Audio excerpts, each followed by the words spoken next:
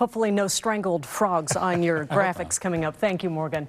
Well, the state capitol was filled with gun safety advocates today, pushing for a new law that would limit the number of bullets that could be loaded into a gun's magazine. The proposed law would ban further sales of high-capacity magazines and limit new ones to 10 bullets. Now, many safety advocates say limiting the number of bullets would help prevent multiple mass murders like the one in Las Vegas. But gun rights supporters say that is far fewer than what weapons are commonly sold with these days. In a personal defense situation, it may take more than 10 rounds to stop a threat. Under the bill, law enforcement officers and people at shooting ranges could still use high-capacity magazines.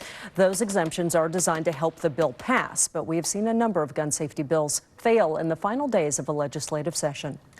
KIRO 7 goes one-on-one with Washington Attorney General Bob Ferguson as he gets ready to go back to court against the Trump administration, this time to fight what are called ghost guns. KIRO 7's Essex Porter is live at the live desk now with why Ferguson considers them to be uniquely dangerous. Essex. And Steve, it's been 2 years since Attorney General Ferguson and his team won an injunction in Seattle federal court to keep the software for ghost guns from being posted on the internet. Then in the last few weeks, they noticed the Trump administration had posted a rule change on the internet. The guns, like this semi-automatic assault-style rifle, are assembled from plastic parts created by a 3D printer. The 3D printer follows instructions from computer software that is, in effect, a recipe for constructing a gun. The guns can be just as deadly as guns made of metal. We sat down with Washington Attorney General Bob Ferguson. He calls them ghost guns because they are untraceable and undetectable. In other words, you go to a Seahawks game, there's the metal detectors you walk in. Ghost guns can bypass through those metal detectors. That's a problem for airports, for Seahawks games, you name it. The software was distributed by a Texas man, Cody Wilson. In 2018, Ferguson got a federal judge to order Wilson to take the software off the internet.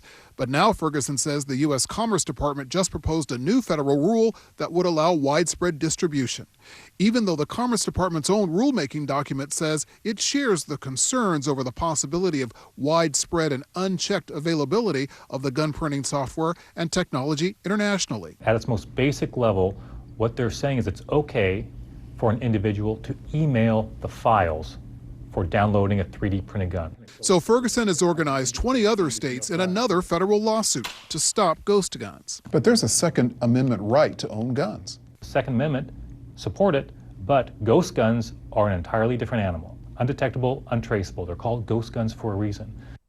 Ferguson indicates the lawsuit will likely be built around what he sees as the Trump administration's failure to follow the law requiring public input. He says his office has sued the Trump administration 54 times and so far has not lost a case.